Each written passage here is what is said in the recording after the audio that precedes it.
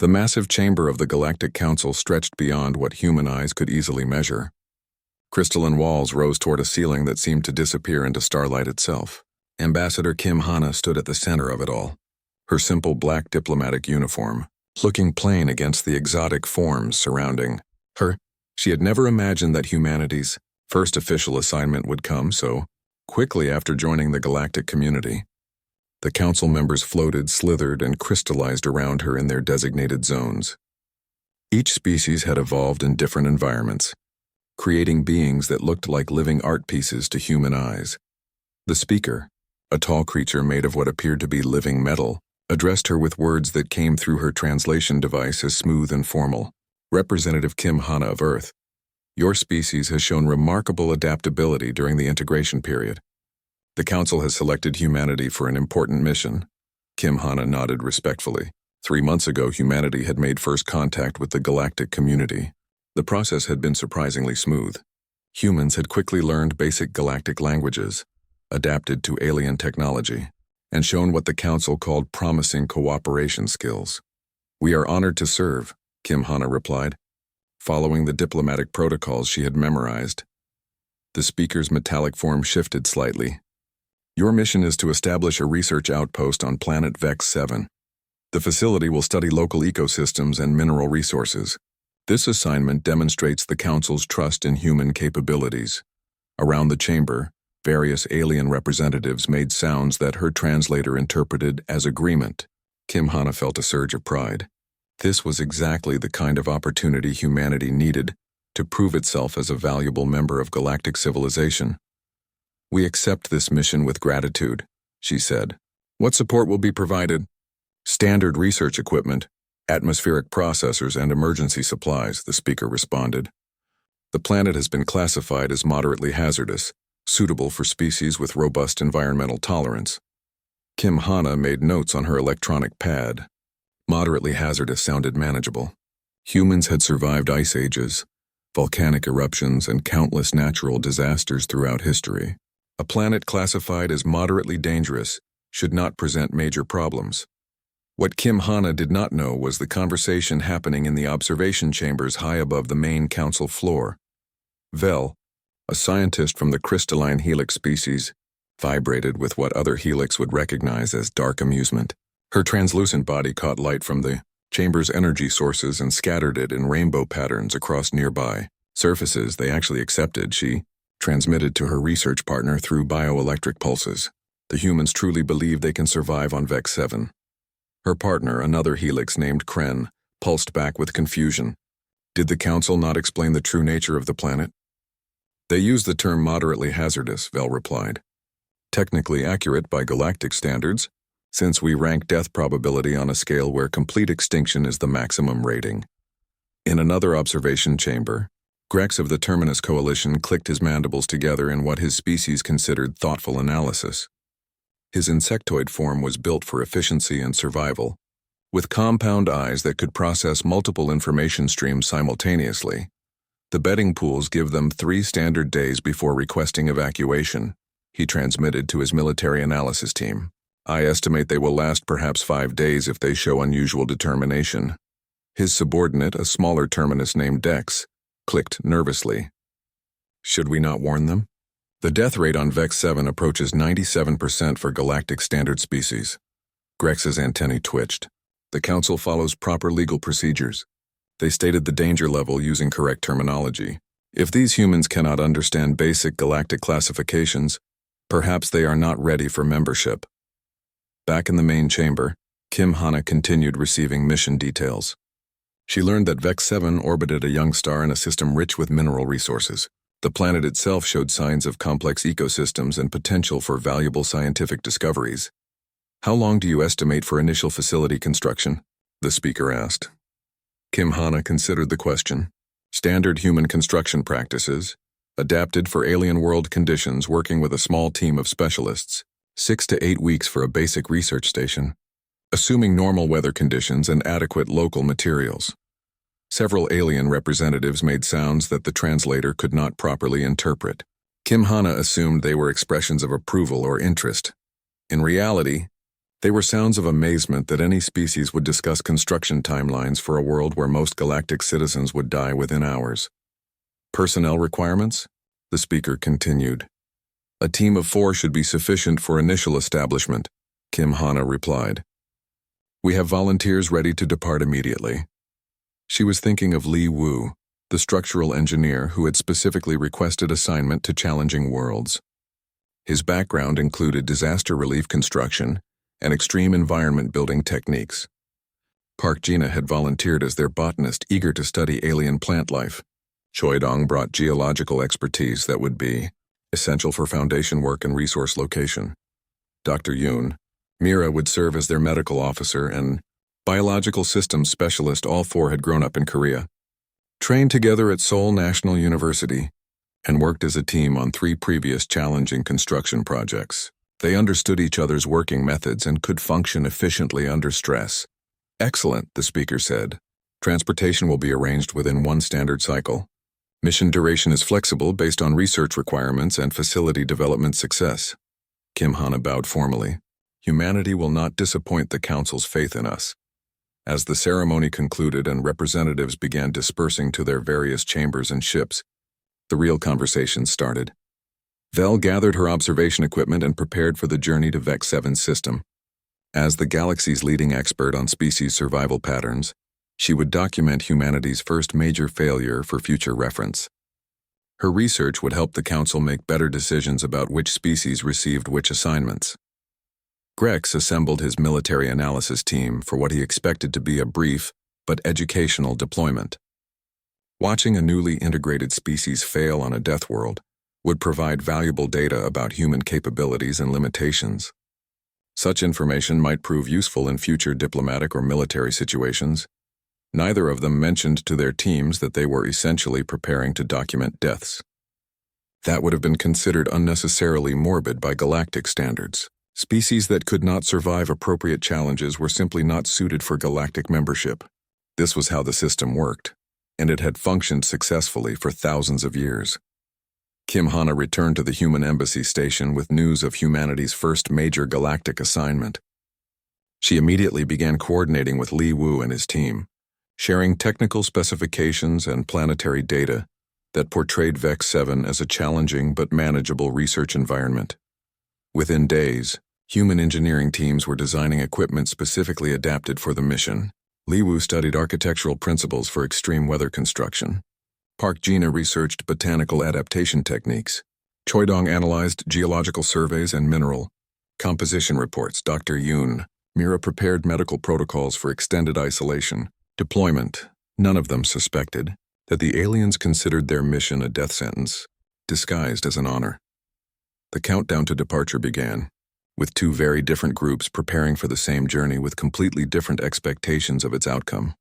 The human shuttle broke through Vex 7's atmosphere with violent shaking that would have terrified most galactic species. Li Wu watched the instrument readings with calm attention, while his 3 teammates secured their equipment for landing. The atmospheric entry data showed exactly what their briefing materials had predicted: dense air composition, high-pressure systems, and active weather patterns. Landing zone coming up in 2 minutes, announced Park Jina from the pilot seat.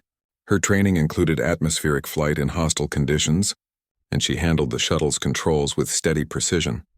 Through the viewports, Vex 7 revealed itself as a world painted in colors that seemed almost too vivid. Purple storms swirled across orange skies. Green lightning danced between clouds that looked thick enough to walk on. The ground below showed patches of silver, gold, and deep red that shifted and moved like living things. Dr. Yoon Mira checked her medical scanners and nodded with satisfaction. Atmospheric processors are working perfectly. Air quality inside the shuttle remained stable. Choi Dong studied his geological readings with growing excitement. The mineral signatures are incredible. I'm seeing compounds that don't exist in Earth's databases. This place is going to be a treasure trove for research. Li Wu made notes about the landing site as it approached. The terrain showed natural windbreaks formed by crystalline rock formations. Drainage patterns indicated water flow during storm seasons. The ground itself appeared stable despite the unusual coloring. His engineering mind automatically began planning foundation placement and structural orientation. The shuttle touched down with a solid impact that sent vibrations through the hull. Outside, the wind immediately began howling with a sound that reminded Li Wu of Earth's worst hurricanes. Through the thick viewports, they could see particles in the air that sparkled and flashed as they moved. Atmospheric readings, Li Wu asked. Dr. Yoon Mira consulted her instruments. External air is breathable with filtration masks. Temperature is 15 degrees Celsius. Humidity is high but manageable. Wind speed is currently 60 kilometers per hour with gusts up to 90. That's barely a strong storm by Earth standards, Park Gina commented. She had grown up on Jeju Island and remembered typhoons that had been much worse. What they did not know was that their calm discussion was being monitored by alien observation ships stationed at what the aliens considered minimum safe distance. The monitoring stations were positioned 3 planetary diameters away from Vex 7's surface, far enough to escape the planet's most dangerous effects. Vel studied the human communications with growing amazement. Her crystalline form resonated with frequencies that other Helix would interpret as deep concern. The humans were discussing Vex 7's environmental conditions as if they were analyzing a slightly unpleasant camping trip. They describe hurricane force corrosive, particle storms as manageable, weather, she transmitted to her research team. Either their translation systems are completely malfunctioning, or these beings have a fundamentally different concept of danger. Her partner Kren pulsed back with confusion. The atmospheric analysis shows conditions that would dissolve our protective suits within minutes. How can they consider this survivable? On another monitoring ship, Grex clicked his mandibles together in what his species called analytical distress. His compound eyes processed multiple data streams simultaneously, all of which told him the same impossible story. The humans have exited their landing craft, he reported to his military analysis team. They are moving around on the planet's surface without apparent difficulty. His subordinate Dex transmitted back with panic signals. The atmospheric pressure alone should have crushed any carbon-based life form not specifically evolved for high-gravity worlds. Their physiology readings make no sense. Back on the surface, Li Wu and his team began their initial survey work. Each wore a simple filtration mask and protective gear that looked remarkably light compared to the environmental suits that galactic standard required for hostile world exploration. Li Wu walked the perimeter of their landing site, taking measurements and making notes. The ground beneath his feet felt solid despite its strange appearance. The crystalline formations provided excellent natural barriers against wind and weather. Underground water sources showed up clearly on his scanning equipment. This site has good potential, he called to his teammates through the communication system. Natural drainage, wind protection, and stable foundation material. We can start construction tomorrow morning. Park Gina collected samples of the local plant life with scientific enthusiasm. The vegetation showed fascinating adaptations to Vex 7's unique environment. Some plants appeared to absorb energy directly from the electrical storms. Others had root systems that could penetrate solid rock to reach mineral deposits. The botanical diversity is amazing, she reported. I'm seeing plants that could potentially be cultivated for food production, others that might serve as natural building materials, and several species that appear to have medicinal properties. Choi Dong used his geological equipment to map subsurface features around their landing site. His readings showed rich mineral veins running through bedrock formations. Stable ground extended down for hundreds of meters, providing perfect conditions for deep foundation construction. We're sitting on top of some of the richest geological formations I've ever seen, he announced with excitement. There are metals here that could revolutionize galactic construction techniques, if we can figure out how to extract them safely. Dr. Yoon Mira monitored everyone's biological responses while documenting the planet's effects on human physiology. Her medical scanner showed that all 4 team members were adapting to Vex 7's conditions better than expected. Their heart rates remained steady, their breathing was normal, and their stress indicators showed the kind of excited anticipation typical of humans beginning interesting work. As Vex 7's day cycle moved toward night, the weather systems became more active. The wind increased to what the shuttle's instruments measured as 120 kilometers per hour. The particle storms grew thicker, and the green lightning began striking the ground with increasing frequency. Storm season starting early, Li Wu observed, watching the weather patterns develop. We should get the atmospheric processors fully operational and establish our basic shelter before conditions get worse. The team worked through the afternoon, setting up equipment that would process VEX 7's atmosphere into breathable air for their planned construction work. They established communication systems that could function despite the electrical interference. They prepared tools and materials for the next day's building project. As night fell, they retreated into their reinforced shuttle to wait out the darkness. Outside, VEX 7 transformed into something that looked like a war zone. Lightning struck the ground every few seconds. The wind howled with sounds that seemed almost alive. Strange creatures moved through the particle storms, their forms barely visible through the thick air. Inside the shuttle, the humans seemed completely unbothered by the chaos outside their walls. Li Wu spread out his construction plans on the main table and began making detailed calculations. "The storm patterns are actually helpful," he said, pointing to his weather analysis charts.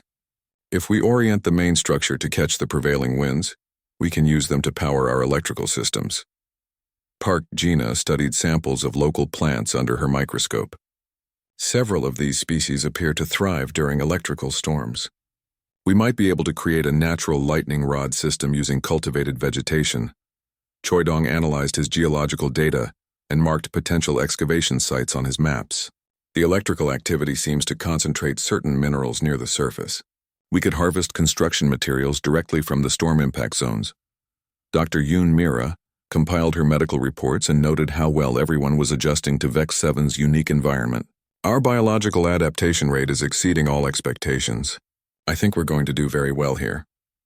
The alien observers monitoring their communications could hardly believe what they were hearing. These humans were not just surviving contact with one of the galaxy's most hostile environments. They were making plans to thrive in it. Vel transmitted her preliminary reports to the Helix Council with frequencies that indicated scientific confusion. The humans show no distress signals. Their communications suggest they are planning permanent construction projects. I request additional observation time to document this unprecedented behavior. Greg sent his military analysis to Terminus Command with priority coding. Human survival capabilities exceed all previous estimates. They demonstrate no recognition of environmental threats that would eliminate most known species. Recommend extended observation period to assess full capabilities. As VEX 7's first night deepened around the human landing site, two very different groups settled in to wait for morning. The humans prepared for another day of exciting construction work. The aliens prepared to document the first species in galactic history that seemed to consider a death world a pleasant place to build a home. The second day on VEX 7 began with what the shuttle's weather instruments called a mild morning storm. Li Wu stepped outside into wind that would have knocked most galactic species off their feet and breathed deeply through his filtration mask. The air tasted sharp and clean, with hints of ozone from the constant electrical activity. "Perfect construction weather," he announced to his team, checking his engineering equipment. The storm provided steady wind patterns, consistent electrical power from their collection systems, and clear visibility between lightning strikes. Park Gina emerged from the shuttle carrying a collection of local plant samples and her botanical analysis tools. During the night, she had identified several species that showed remarkable properties. Some plants grew stronger when exposed to acid rain. Others seemed to feed directly on the electrical energy that filled VEX 7's atmosphere. "I found something incredible," she said, holding up a vine-like plant that glowed with soft blue light. "This species absorbs electrical energy and converts it into structural proteins. If we can cultivate it properly, we could grow our own building materials." Choi Dong had spent the early morning hours using deep scan equipment to map the geological formations beneath their landing site. His discoveries had exceeded all expectations. Stable bedrock extended down for over 300 meters. Rich mineral veins ran through the rock in patterns that suggested easy extraction methods. "The foundations we can build here will be stronger than anything on Earth," he reported with enthusiasm. "The bedrock composition includes metals that are incredibly durable. We can anchor structures that could withstand earthquakes, hurricanes, and probably direct asteroid impacts." Dr. Yoon Mira finished her morning medical checks and environmental monitoring. Her readings showed that all 4 team members had adapted to VEX 7's conditions even better than expected. Their bodies were efficiently processing the high atmospheric pressure, and their respiratory systems had adjusted to the dense air composition. "Our physical adaptation is remarkable," she noted.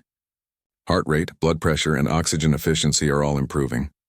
It's as if our bodies recognize this environment as beneficial rather than hostile. Li Wu began laying out the foundation plan for their permanent research facility. His design incorporated lessons learned from extreme environment construction on Earth, adapted for Vex 7's unique conditions. The structure would use the planet's own weather patterns as power sources and defensive systems. 23,000 kilometers away, the alien observation ships monitored human activities with growing disbelief. Vel had stopped sending routine reports to the Helix Council. Instead, she focused all her research equipment on documenting what appeared to be impossible behavior. Her crystalline form resonated with frequencies that other Helix would interpret as scientific panic. "They are beginning major construction projects," she transmitted to her research partner. "The humans show no awareness that they are working in conditions lethal to 97% of known galactic species." Her partner Kren pulsed back with confusion that bordered on system malfunction. "Are we certain our monitoring equipment functions correctly? The readings suggest these beings consider Vex 7's environment pleasant and manageable." On the military observation ship, Grex had assembled his entire analysis team to study the human behavior patterns. His compound eyes processed dozens of data streams simultaneously, all of which told the same disturbing story. "The humans demonstrate survival capabilities that exceed our threat assessment models," he reported to Terminus Command. "They appear to be establishing permanent facilities rather than temporary shelters. I recommend immediate strategic review of human classification status." Back on the planet's surface, Li Wu started the foundation excavation work. Using equipment adapted from Earth construction techniques, he began digging into Vex 7's bedrock. The work progressed faster than expected because the electrical storms had already fractured much of the surface rock into manageable pieces. Choi Dong operated the mineral extraction systems, pulling raw materials directly from the excavation site. His geological analysis had identified compounds that could be refined into construction materials using simple heating and cooling processes. The storms provided constant electrical power for the refining equipment. "This is incredible," he called to his teammates over the communication system. "The local materials are better than anything we brought from Earth. We can build structures here that would be impossible using standard galactic construction techniques." Park. Gina worked on establishing their first experimental garden plot. She had selected local plant species that could potentially provide food, building materials, and defensive barriers. Her botanical skills, combined with Vex 7's rich soil composition, were producing results that amazed even her. "The growth rates are beyond anything I've seen," she reported, watching plants that had been seedlings that morning already reaching knee height. "The soil composition includes minerals that act like super fertilizers. We could have fresh food production within weeks instead of months." Dr. Yoon Mira documented the team's biological adaptation while monitoring environmental factors. Her medical readings showed human physiology adjusting to Vex 7's conditions in ways that galactic science would consider impossible. "Our metabolic efficiency is increasing daily," she noted. "The high atmospheric pressure seems to improve our cardiovascular function. The mineral content in the air provides trace elements that boost immune system response." As the day progressed, Li Wu's foundation work began revealing the true scope of what they could accomplish on Vex 7. The bedrock was not just stable, it was actively beneficial for construction. Natural formations channeled water flow away from building sites. Crystalline structures focused and amplified electrical energy for power systems. "We're not just building on this planet," he realized, studying his engineering surveys. "We're building with it. The entire ecosystem seems designed to support advanced construction techniques." The first major test came during the afternoon storm cycle, when Vex 7's weather systems reached their daily peak intensity. Winds exceeded 150 kilometers per hour. Lightning struck the ground every few seconds. Acid rain fell in sheets that would dissolve most galactic standard materials. The human team continued working through conditions that would have sent most species into emergency shelter protocols. Li Wu used the storm's electrical activity to power his construction equipment. The lightning strikes provided massive amounts of energy that his collection systems converted into useful power for excavation and material processing. Park. Gina discovered that many local plants actually thrive during the acid rain periods. She began designing agricultural systems that would use the storms as irrigation and fertilization cycles. Choi Dong found that the electrical activity concentrated certain minerals near the surface, making extraction easier during storm periods rather than more difficult. Dr. Yoon Mira noted that the team's stress levels actually decreased during the storms, as if the electrical activity had positive effects on human nervous systems. The most dramatic moment came when a pack of Vex 7's native predators approached the construction site. The creatures looked like a cross between earth wolves and living crystal formations. They moved with deadly grace through the electrical storms, apparently unaffected by conditions that would kill most galactic citizens instantly. The alien observers prepared to document the first human casualties, expecting the predators to overwhelm the small construction team. Instead, Li Wu studied the creature's approach patterns and calmly adjusted his construction schedule. Interesting hunting behavior, he noted, watching the crystal wolves circle their work site. They seem to use the electrical storms as cover for their approach.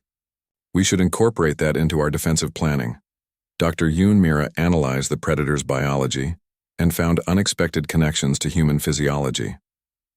They process electrical energy similarly to how our nervous systems function. There might be possibilities for coexistence rather than conflict. Park Gina observed that the crystal wolves were attracted to certain local plants that she had been studying. If we cultivate the right vegetation around our perimeter, we can guide their movement patterns and create natural boundaries. Choi Dong noted that the predator's crystalline structure included minerals he needed for construction projects. Their molted crystal formations could provide excellent building materials. We might be able to establish a symbiotic relationship. By the end of the third day, Li Wu's foundation work had progressed far beyond what should have been possible. The humans had not only survived their first full construction cycle on Vex 7, they had begun adapting the planet's ecosystem to serve their building project. The alien observers struggled to process what they were witnessing. Every aspect of human behavior contradicted established galactic knowledge about survival on death worlds. Bell transmitted emergency reports to the Helix Council requesting immediate scientific review of human classifications. These beings demonstrate capabilities that require fundamental revision of our environmental threat assessment models. Grex sent priority military analyses to Terminus Command, recommending strategic policy changes regarding human expansion capabilities. The fourth day on Vex 7 marked the beginning of what Li Wu called the assembly phase. With foundations properly laid and materials processed from local resources, the team began constructing their permanent research facility. The structure taking shape looked nothing like standard galactic architecture. Li Wu's design incorporated living elements from Vex 7's ecosystem in ways that no alien engineer would have considered possible. The walls included cultivated vines that Park Gina had adapted to absorb electrical energy and convert it into structural support. The roof featured crystalline formations that Choi Dong had harvested from natural deposits, shaped to focus and channel the planet's constant lightning strikes. Traditional construction fights the environment, Li Wu explained to his team as they worked. What we're building works with Vex 7's natural systems. The storms make our structure stronger instead of threatening it. Park Gina had achieved what galactic agricultural science would have deemed impossible.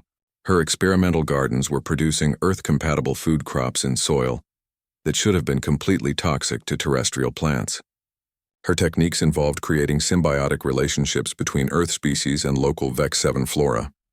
The secret is cooperation rather than competition, she said, tending to tomato plants that grew alongside glowing Vex 7 vines. The local plants provide minerals and protection from acid rain, while Earth plants offer different nutrients that the local species can use. Her agricultural system had evolved beyond simple farming into something more like ecosystem engineering. Plants that fed on electrical energy provided power to plants that processed soil minerals. Species that thrived in acid rain protected more sensitive crops during storm periods. The entire garden was becoming a self-sustaining biological system. Choi Dong's mining operations had uncovered mineral wealth beyond anything in the galactic databases. His extraction techniques used Vex 7's own volcanic activity to refine raw materials, turning the planet's geological instability into an industrial advantage. The volcanic systems provide perfect smelting conditions, he reported, showing his teammates ingots of refined metals that gleamed with inner light. These alloys are stronger than anything produced by galactic standard techniques. We could build structures that would last for thousands of years. His geological surveys had revealed that Vex 7's crust contained elements that most galactic species had never encountered. Some materials showed properties that seemed to violate known physical laws. Others demonstrated capabilities that could revolutionize construction technology throughout known space. Dr. Yoon Mira continued documenting the team's remarkable adaptation to Vex 7's environment. Her medical readings showed physiological changes that challenged basic assumptions about human biology. Our cellular efficiency is increasing at unprecedented rates, she noted, reviewing the daily health scans. Muscle density, bone strength, and neural processing speed are all improving.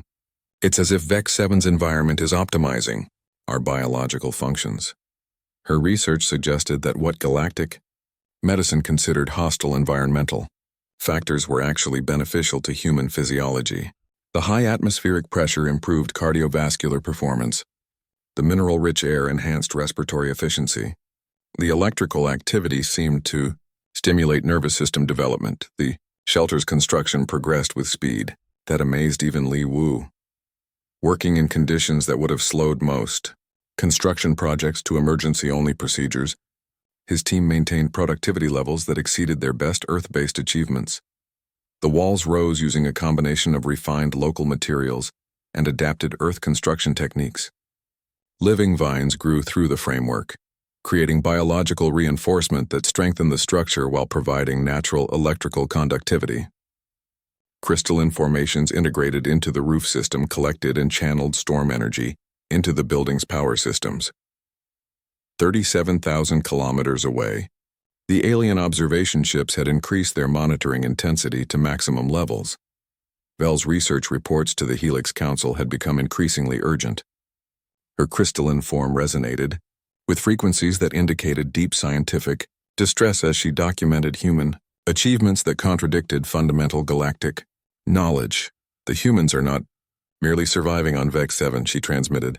They are transforming it into something that resembles paradise rather than a death world. Their construction techniques integrate organic and synthetic elements in ways our science cannot explain. Her detailed scans of the human facility showed technology that seemed to merge biology and engineering into unified systems, plants that functioned as electrical components, crystalline structures that served as both building materials and power storage systems, architectural designs that turned environmental threats into structural advantages. Kren's response carried overtones of panic. Should we not warn the Galactic Council that these beings represent a completely unknown form of technological development? Their capabilities could disrupt established civilizations.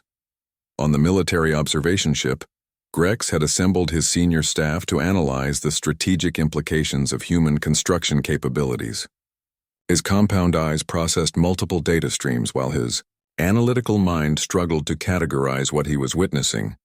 They have created a fortress using only local materials and basic tools, he reported to Terminus Command. Their defensive systems incorporate the planet's own predators and weather patterns. Any force attempting to assault this position would face environmental hazards that favor the human defenders. His tactical analysis identified features that seemed impossible by galactic military standards. Natural camouflage that made the structure nearly invisible from orbital observation, biological early warning systems that used local wildlife as sentries, power systems that drew unlimited energy from environmental sources. Dex transmitted his own observations with clear distress signals. They demonstrate no fear of creatures that would eliminate entire galactic military units.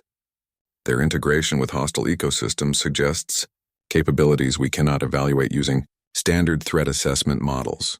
The most dramatic demonstration of human capabilities came during Vex 7's weekly major storm cycle. The planet's weather systems reached maximum intensity, creating conditions that forced even the hardiest native species into deep shelter. Hurricane-force winds carrying corrosive particles scoured the landscape. Lightning strikes occurred multiple times per second, turning the air itself into a dangerous conductor. Acid rain fell in torrents that would dissolve most galactic construction materials within minutes. The human team continued their construction work as if the storm was merely interesting weather. Li Wu used the increased electrical activity to power heavy construction equipment that would normally require massive energy generation systems. The storm's lightning provided more power than his team could possibly use, allowing them to operate tools and machinery at maximum efficiency. Park Gina discovered that her agricultural systems actually benefited from the extreme weather conditions. The electrical activity stimulated plant growth rates beyond anything she had documented. The acid rain provided nutrients that enhanced crop productivity. Choi Dong found that the storm's geological effects concentrated rare minerals near the surface, making extraction easier during extreme weather periods, rather than more difficult. Dr. Yoon Mira noted that the team's physical performance improved during major storms, as if the electrical activity enhanced human biological functions. The construction project's most innovative feature was its integration with Vex 7's native predators. Rather than viewing the crystal wolves as threats to be eliminated, Li Wu had designed the facility to coexist with the local ecosystem. "They're actually quite helpful," he explained, watching a pack of crystal wolves patrol the perimeter of the construction site. "They eliminate smaller predators that might damage equipment, and their presence deters larger threats from approaching our work area." Park Gina had established feeding stations that provided the crystal wolves with cultivated plants, rich in the minerals their crystalline biology required. In exchange, the creatures served as living security systems that required no maintenance or power consumption. Choi Dong collected the crystal formations that the wolves naturally shed, using the materials for specialized construction components that required their unique properties. Dr. Yoon Mira studied the biological compatibility between human and crystal wolf ecosystems, discovering unexpected parallels that suggested possibilities for deeper cooperation.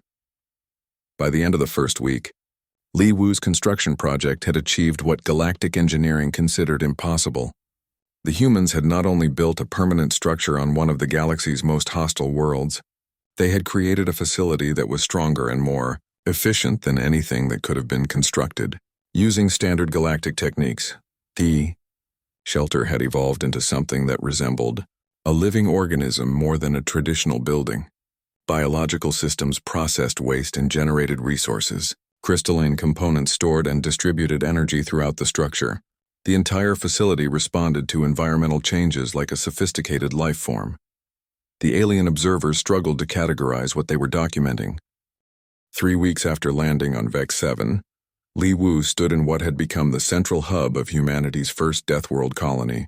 The facility stretched across several hectares of what had once been considered uninhabitable wasteland. Living walls pulsed with bioluminescent energy. Crystalline spires channeled lightning into power distribution systems. Gardens produced earth crops alongside alien vegetation in harmony that defied galactic agricultural science. The transformation was complete. Vex 7 had not been conquered by human technology. Instead, humans had joined the planet's ecosystem as its newest and most adaptable species. Final phase construction is ahead of schedule.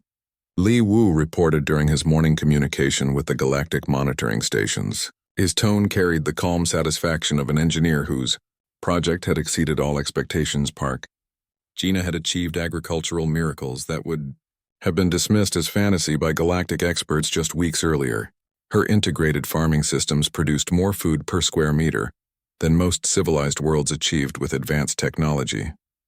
"The symbiotic relationships are stabilizing beautifully," she said, walking through gardens where earth vegetables grew alongside Vex 7 plants that glowed with inner light. "We're not just growing food. We're creating new species through guided evolution." Her botanical research had documented over 40 successful hybrid plants that combined Earth genetics with Vex 7 adaptations. Tomatoes that could photosynthesize electrical energy, corn that processed soil toxins into nutritional supplements, fruit trees that used acid rain as a preferred water source. Choi Dong's mining operations had evolved from simple extraction to something resembling geological partnership with the planet itself.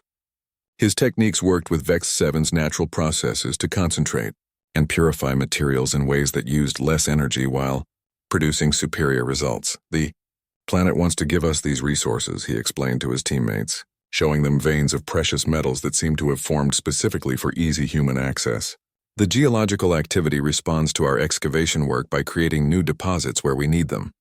His mineral analysis had identified compounds that could revolutionize galactic technology.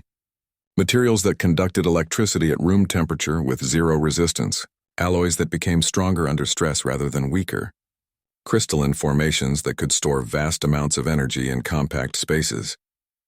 Dr. Yoon Mira compiled her medical reports with growing amazement at the biological changes she had documented. The human team was not just surviving on Vex 7. They were evolving to become a superior version of humanity. Our adaptation has reached levels that challenge basic assumptions about human biology, she noted. Strength, endurance, reflexes, and mental processing speed have all improved beyond what should be possible. We're becoming something new. Her research suggested that Vex 7's environment triggered dormant genetic potentials in human DNA. The electrical activity stimulated neural development. The mineral-rich atmosphere enhanced cellular efficiency. The high atmospheric pressure optimized cardiovascular function. The facility itself had grown beyond its original design into something that resembled a living city more than a research station. Corridors lined with bioluminescent plants provided natural lighting that never failed. Walls incorporated crystal formations that regulated temperature and humidity automatically. Water systems used the planet's acid rain as a resource rather than a hazard. 62,000 kilometers away, the alien observation ships had been joined by reinforcements from multiple galactic civilizations. The human achievement on Vex 7 had attracted attention from species. Across known space, Vel had requested an emergency scientific council to address what she now classified as a paradigm-shifting discovery. Her reports to the Helix leadership carried frequencies that indicated profound concern about the implications of human capabilities. They have accomplished what our science considers impossible, she transmitted to the assembled Helix researchers. Not only have they survived on Vex 7, they have created a thriving civilization that surpasses post-galactic standard colonies in efficiency and sustainability. Her detailed analysis of the human facility revealed technologies that operated on principles unknown to galactic science, biological systems that functioned as electronic components, architectural designs that improved structural integrity by incorporating environmental stresses, resource management techniques that created abundance from scarcity. The most disturbing aspect of Vel's research was her conclusion that the humans showed no signs of reaching the limits of their adaptive capabilities. Every challenge Vex 7 presented had been converted into an advantage. Every threat had become a resource. Kren transmitted back with overtones that bordered on panic. If they can transform a Class 9 death world into a paradise, what prevents them from expanding into any environment in the galaxy? Our own worlds might not remain safe from human colonization. The military implications had drawn attention from the highest levels of galactic defense organizations. Grex found himself leading a multi-species analysis, team tasked with evaluating the strategic significance of human expansion capabilities. Their construction techniques could fortify any world against attack, he reported to the Joint Military Council. More significantly, their ability to thrive in previously inaccessible environments means they could establish bases in locations no other species can reach. His tactical assessment identified features that revolutionized military thinking, defensive systems that used environmental hazards as weapons, power sources that drew unlimited energy from hostile conditions, biological early warning networks that covered entire continents. The crystal wolves that patrolled the human facility had evolved from simple predators into something resembling a domesticated security force. The creatures showed obvious intelligence and coordination that suggested active cooperation with human activities. Dex observed this development with profound unease. They have achieved symbiosis with apex predators in 3 weeks. Most galactic species require centuries to establish peaceful relationships with non-hostile alien life forms. The breakthrough moment came when Li Wu initiated contact with the observation ships to offer a guided tour of the completed facility. We would be happy to demonstrate our construction techniques for interested galactic observers, he transmitted with casual friendliness. The integration methods might be applicable to other challenging environments throughout known space. The invitation sent shockwaves through every monitoring ship in the system. No species in galactic history had ever offered to share the secrets of Death World survival. Vel consulted with her research team before responding. The opportunity to study human techniques directly was invaluable for scientific advancement. The risks of close contact with beings who had mastered Vex 7's environment were completely unknown. "We accept your invitation with gratitude," she finally transmitted back. Though her crystalline form resonated with frequencies that indicated deep apprehension, Grex faced similar decision pressures from military leadership. The intelligence value of direct observation was enormous. The security implications of entering human territory were unprecedented. Minimal crew, maximum protective equipment, and constant communication with command, he decided, preparing for what might be the most dangerous reconnaissance mission in galactic military history. The first alien visitors to land on Vex 7's surface in over 3,000 years approached the human facility with equipment designed for the most extreme environmental conditions.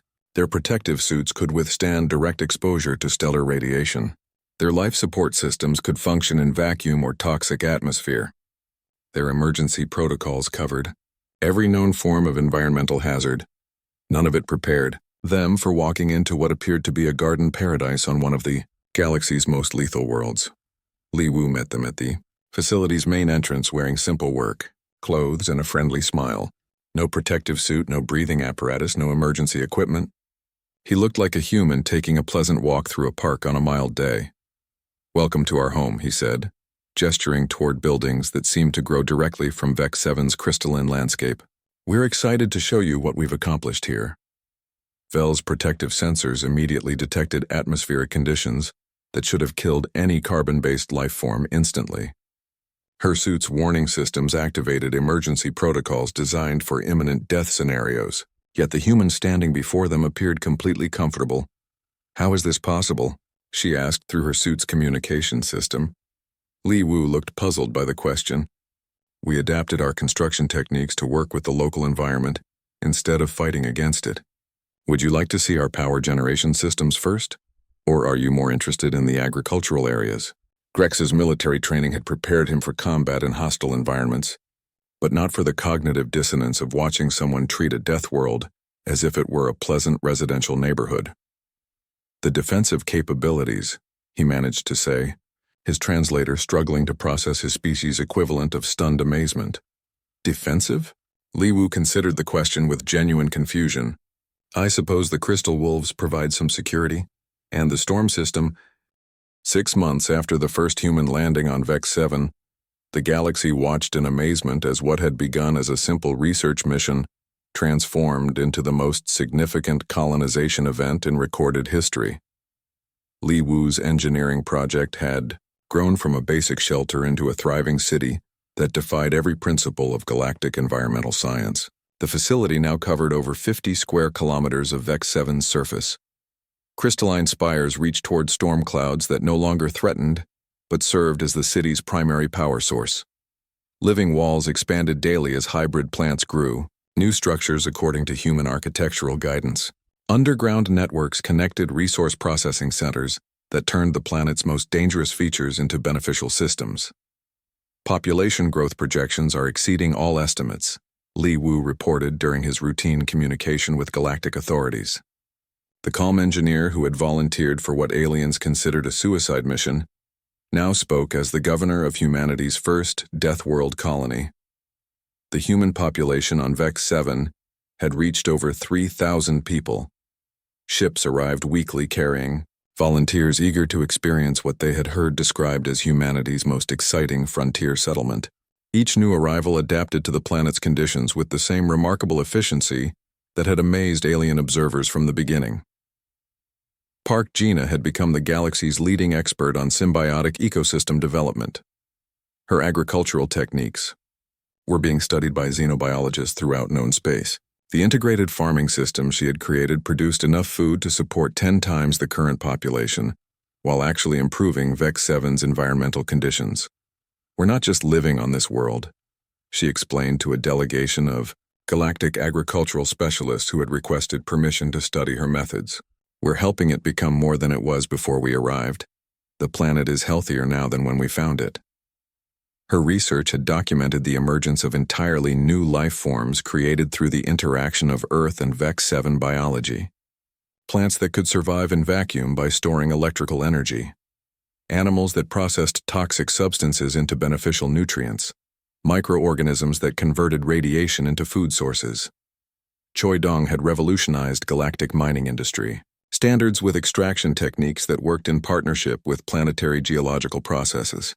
His methods required no external energy sources, produced no waste products, and actually stabilized the regions where they operated.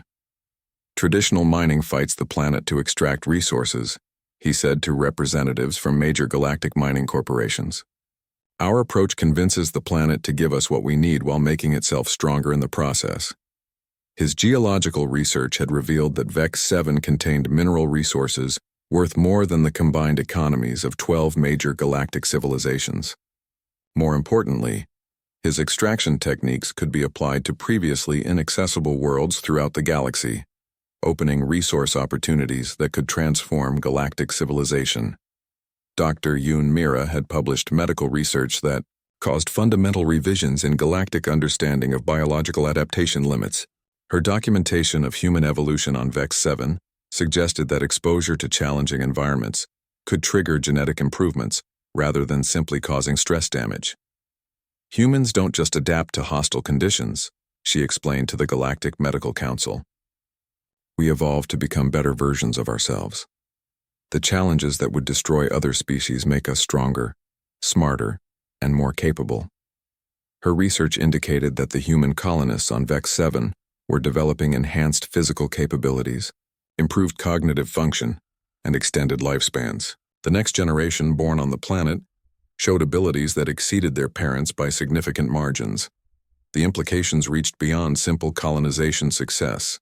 Humanity had demonstrated capabilities that changed galactic understanding of what species could accomplish given appropriate challenges. The emergency session of the Galactic Council convened in chambers filled with representatives from every major civilization in known space. Ambassador Kim Hana attended via quantum communication link from what the Council now recognized as humanity's first conquered death world. The sight of a human representative sitting comfortably in an environment that would kill most Council members within minutes had a profound psychological impact on galactic leadership. The success of your species on VEX 7 has exceeded all projections, the speaker admitted, its metallic form showing signs of what humans would interpret as nervousness. The Council requests information about human expansion plans. Kim Hana smiled with diplomatic politeness while wearing simple work clothes in an atmosphere that required the galaxy's most advanced protective equipment. Humanity appreciates the Council's interest in our development projects. We have survey teams examining 17 additional worlds for potential colonization. The chamber filled with sounds that translation systems could not properly interpret. Council members representing dozens of species struggled to process the implications of human expansion into environments they had considered permanently inaccessible. 17 worlds, the speaker managed to respond. Preliminary surveys only, Kim Hana clarified. We want to ensure each environment offers appropriate challenges for human development. Some of the candidate worlds may not be difficult enough to justify settlement projects. In the observation chambers above the main council floor, Vel and her research team monitored human communications with equipment that had been completely redesigned based on their study of human technologies. The integration of biological and synthetic systems had produced monitoring capabilities beyond anything in their previous experience. They seek worlds that are more hostile than VEX 7. Vel transmitted to her colleagues with frequencies that indicated scientific fascination bordering on obsession. They consider environmental challenges to be beneficial rather than threatening. Her research into human expansion patterns had revealed survey missions to worlds classified as Class X death worlds, planets where atmospheric composition would dissolve most known materials, environments where gravity would crush standard galactic physiology, regions where radiation levels would sterilize most forms of life. Humans were planning to colonize them all. Kren's response carried overtones of what his species would recognize as awe. If they establish colonies on Class X worlds, they will control regions of space that no other species can approach. They could become completely independent of galactic civilization. The military implications had created crisis planning sessions throughout galactic defense organizations. Grex had been promoted to lead a new strategic analysis division dedicated entirely to understanding human expansion capabilities. Their colonization techniques create strategic advantages that no existing military doctrine can counter, Grex reported to the Joint Defense Council. They establish bases in locations we cannot reach, using resources we cannot access, with defensive systems we cannot understand. His analysis identified the fundamental problem facing galactic military planning. Human colonies were not just settlements, but fortified positions that used environmental hazards as weapons. Any force attempting to attack a human death world colony would face conditions that favored the human defenders absolutely. The crystal wolves that served as Vex 7's living security system had evolved into something resembling a domesticated military force. Intelligence reports suggested that similar partnerships were developing on every world where humans established colonies. Dex submitted his own strategic assessment with clear alarm indicators. They demonstrate no environmental limitations. If current expansion rates continue, humans could establish presence throughout previously inaccessible regions of the galaxy within 50 standard years. The most profound change was occurring in galactic economic systems. Human colonies were producing resources and technologies that could not be obtained anywhere else in known space. Worlds that had been written off as worthless wasteland were becoming sources of unprecedented wealth and innovation. Trade negotiations with human colonies required completely new diplomatic approaches. Standard galactic commerce assumed that all parties operated under similar environmental constraints. Humans could offer products and services that no other species could provide while requiring resources that others considered exotic luxuries. We would like to establish regular trade relationships with interested galactic civilizations, Kim Hana announced during the council session. Our production capabilities are expanding rapidly, and we have surplus resources available for export. The offer sent representatives into emergency consultation sessions. Human surplus resources included materials that most civilizations considered impossible to obtain safely. Technologies developed from human-alien biological integration promised advances that could revolutionize galactic industry. More importantly, human colonies offered access to regions of space that had never been explored because no species could survive the environmental conditions. Scientific discoveries, mineral resources, and strategic positions were becoming available for the first time in galactic history. The cultural impact was equally significant. For thousands of years, galactic civilization had operated under the assumption that environmental limitations defined the boundaries of possible expansion. Species adapted to specific conditions and remained within those parameters. Humans had demonstrated that environmental limitations were simply challenges to be overcome through engineering, adaptation, and cooperation with local ecosystems. The psychological effect of this revelation was reshaping galactic thinking about what was possible. Young members of various species were studying human techniques and requesting permission to visit human colonies. Universities throughout galactic space were establishing new research programs focused on human environmental adaptation methods. Some species were beginning to question whether their own environmental limitations might be less absolute than previously believed. Li Wu received daily communication requests from engineering organizations throughout the galaxy. His construction techniques had proven applicable to projects on worlds that had been considered impossible to develop. Galactic infrastructure projects were being redesigned using principles developed on Vex 7. The requests for consultation are becoming overwhelming, he reported to the expanding human colonial administration. Every major civilization wants to discuss applying our methods to their most challenging environmental projects. His engineering principles had created a new field of study that galactic universities were calling cooperative environmental architecture. The concept of working with hostile environments rather than fighting against them was revolutionizing construction, agriculture, and resource extraction throughout known space. Park Gina found herself at the center of a biological revolution that was transforming galactic understanding of ecosystem management. Her symbiotic cultivation techniques were being adapted for use on worlds throughout the galaxy, creating agricultural abundance in regions that had never supported food production. The applications are unlimited, she explained to representatives from agricultural worlds facing productivity challenges. Every environment contains cooperative opportunities.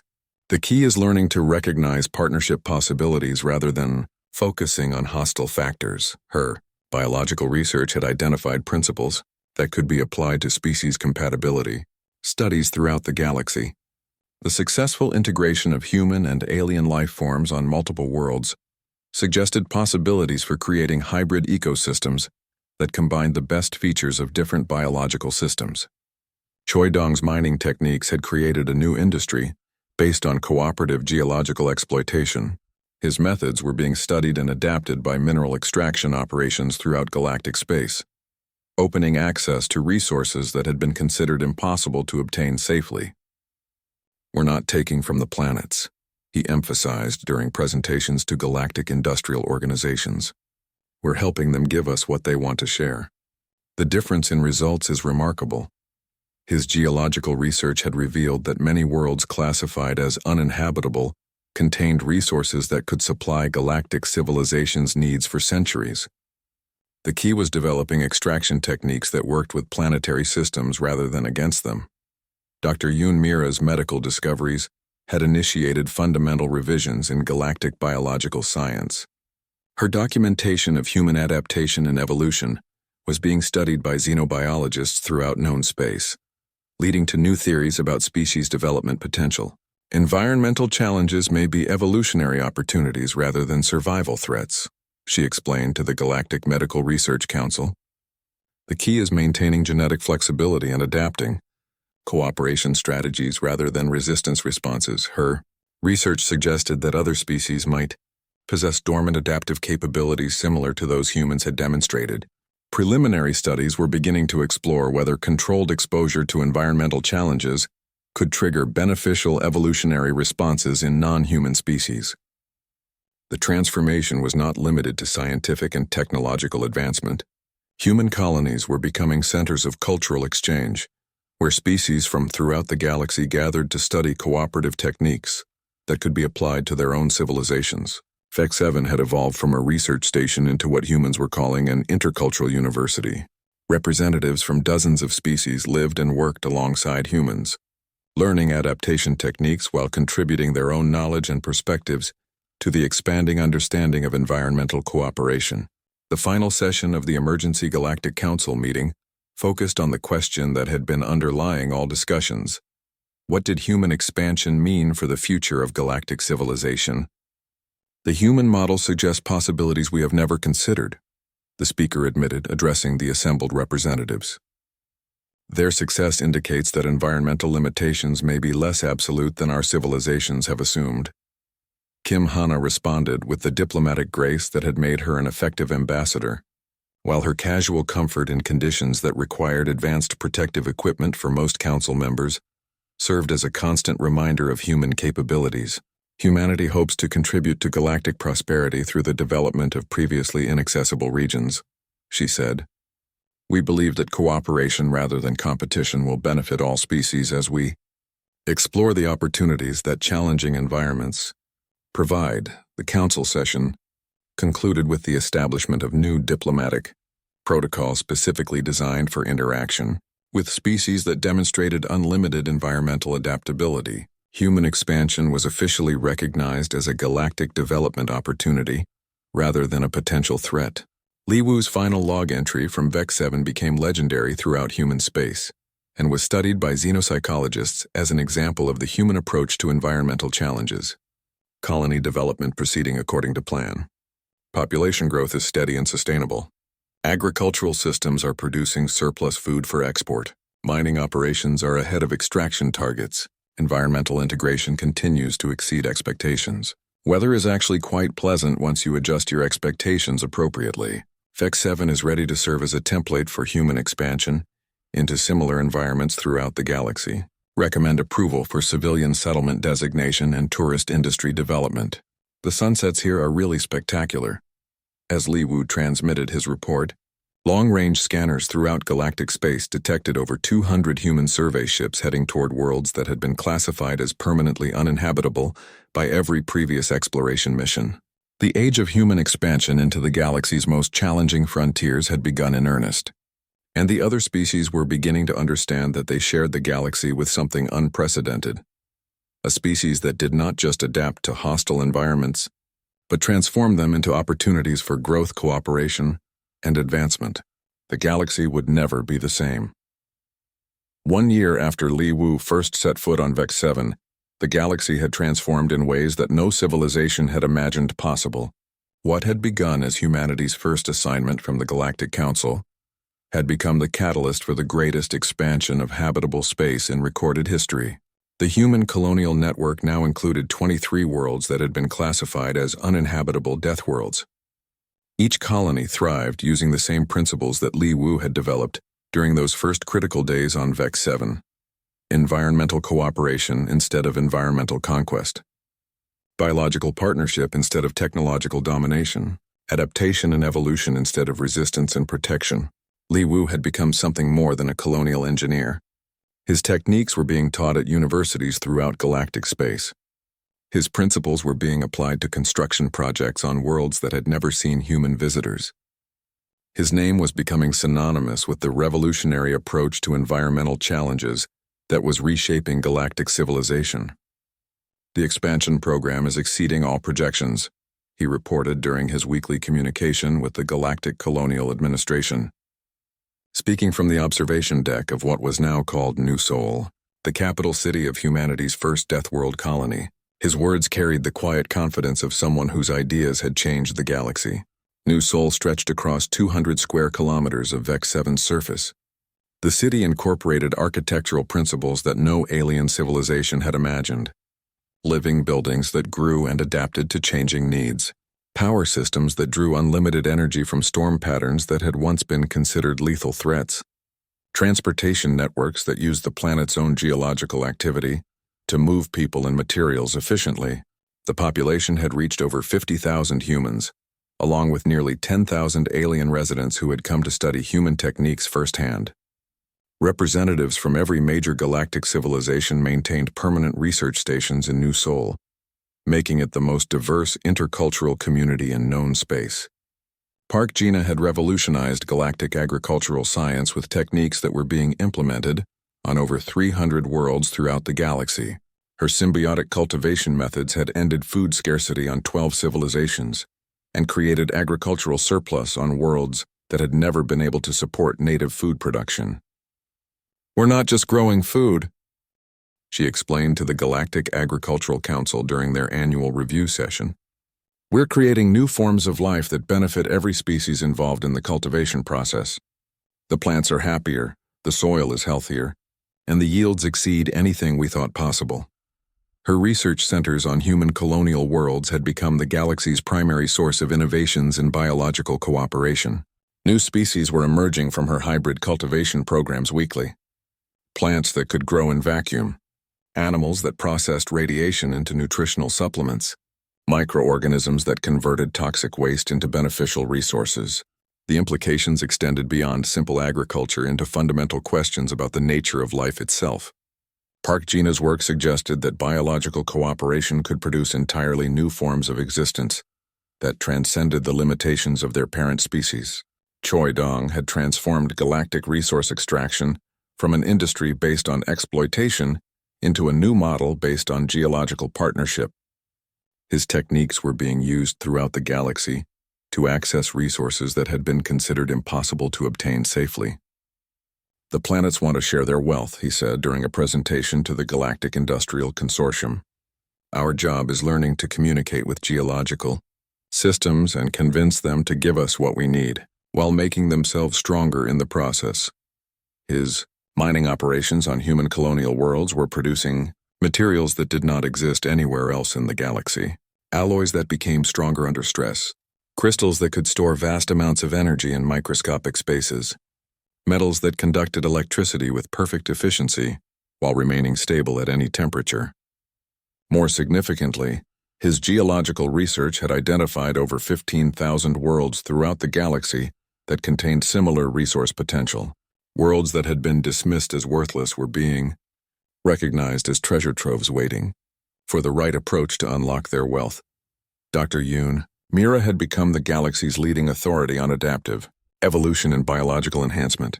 Her medical research on human colonial worlds had documented improvements in human capabilities that challenged basic assumptions about species development limits. "We're becoming something new," she reported to the Galactic Medical Research Council. "Not just humans who can survive in hostile environments, but humans who thrive in conditions that bring out capabilities we never knew we possessed." Her studies of colonial populations showed consistent patterns of improvement across multiple generations. Enhanced physical capabilities, expanded cognitive function, extended lifespans, and new sensory abilities that allowed direct perception of environmental energy patterns. The most remarkable discovery was that these improvements appeared to be heritable. Children born on human colonial worlds demonstrated abilities that exceeded their parents from birth. The next generation of humanity was evolving into something that could adapt to any environment in the galaxy. The cultural impact of human expansion had transformed galactic civilization in ways that extended far beyond scientific and technological advancement. The concept of environmental cooperation was being applied to social, political, and economic systems throughout the galaxy. Species that had maintained rigid territorial boundaries for thousands of years were experimenting with cooperative expansion programs. Civilizations that had avoided contact with hostile environments were exploring the possibilities offered by worlds they had previously considered inaccessible. The psychological transformation was equally profound. For millennia, galactic species had operated under the assumption that environmental limitations defined the boundaries of possible achievement. Humans had demonstrated that limitations were simply challenges waiting for creative solutions. Young members of various species were studying human techniques and requesting permission to participate in colonial expansion programs. Universities throughout galactic space were establishing exchange programs with human colonial universities. Some species were beginning to develop their own versions of environmental cooperation techniques. The economic implications had created entirely new markets and trade relationships throughout the galaxy. Human colonies produced resources and technologies that could not be obtained anywhere else. Standard galactic commerce was being transformed to accommodate species that could operate in any environment and access resources from locations no other civilization could reach. Trade volume with human colonies has increased by 400% over the past year, reported the Galactic Commerce Authority. Human production capabilities continue to exceed demand projections, creating market opportunities that are transforming economic systems throughout known space. The strategic implications were equally significant. Human colonies controlled access to regions of space that had never been explored. Scientific discoveries, mineral resources, and territorial positions were becoming available for the first time in galactic history. Military organizations throughout the galaxy were revising strategic planning to account for human expansion capabilities. The concept of territorial defense was being reconsidered when potential adversaries could establish positions in locations that had been considered permanently inaccessible. The diplomatic implications had required the creation of entirely new categories of international law and interspecies relations. Human colonies operated under environmental conditions that made traditional diplomatic protocols impossible for most species. We need new approaches to interspecies communication when one species can thrive in conditions that would kill representatives of other civilizations instantly, admitted the Galactic Diplomatic Corps during their annual policy review. The final transformation was philosophical. Human success had challenged fundamental assumptions about the nature of intelligent life and its relationship with environmental challenges. The galaxy was beginning to recognize that cooperation rather than conquest might be the key to unlimited expansion and development. Li Wu stood on the observation deck of New Seoul as the anniversary of his first day on Vex 7 approached. The city stretched around him like something from a dream, incorporating the best features of human engineering and alien architecture in ways that created beauty beyond what either could achieve alone. Storm systems that had once threatened to kill him now provided power for a civilization that was becoming the galaxy's most innovative center of technological development. Crystal wolves that had once been predators now served as companions and partners in exploration programs that were discovering new wonders weekly. Plants that had once been toxic threats now provided food, building materials, and medical supplies for a growing population that included species from throughout the galaxy. Geological formations that had once been obstacles now served as the foundation for structures that could withstand forces that would destroy most galactic standard construction. Status report from all colonial sites, he requested through the communication system that connected human settlements throughout the galaxy. The responses came back from 23 worlds that had been transformed from death worlds into thriving centers of interspecies cooperation. Each colony reported population growth, technological advancement, and environmental integration that exceeded previous achievements. More importantly, each colony reported ongoing survey missions to additional worlds that offered even greater challenges and opportunities. The expansion was accelerating as human techniques improved, and additional species joined the cooperative development programs. Survey teams have identified 47 candidate worlds for next phase expansion, reported the Colonial Coordination Authority. Preliminary analysis suggests these environments offer challenges that could trigger additional evolutionary advances in colonial populations. Li Wu smiled as he processed the implications. What had begun as a simple engineering project had become the foundation for unlimited expansion throughout the galaxy. The species that had once considered humans interesting but limited newcomers were beginning to understand that they had welcomed something unprecedented into galactic civilization. Approve all survey missions, he decided. Continue expansion planning for full colonial development. The galaxy is much larger than any of us realized, and there's no limit to what we can accomplish when we work together with the environments that challenge us to become more than we thought possible. As he completed his anniversary report, long-range scanners detected over 500 human survey ships departing for destinations throughout the galaxy. Each ship carried teams trained in the cooperative techniques that had transformed Vex 7 from a death world into humanity's first example of environmental partnership. The age of unlimited expansion had begun, and the galaxy was discovering that its newest members were not just another species to be cataloged and contained within appropriate environmental boundaries. Humans were the species that made boundaries irrelevant. The final entry in Li Wu's engineering log read, "Project complete. Vex 7 colonial development has exceeded all design parameters. Template established for unlimited expansion throughout galactic space. Environmental cooperation techniques proven applicable to any conditions. Recommend humanity for full galactic partnership status with unlimited territorial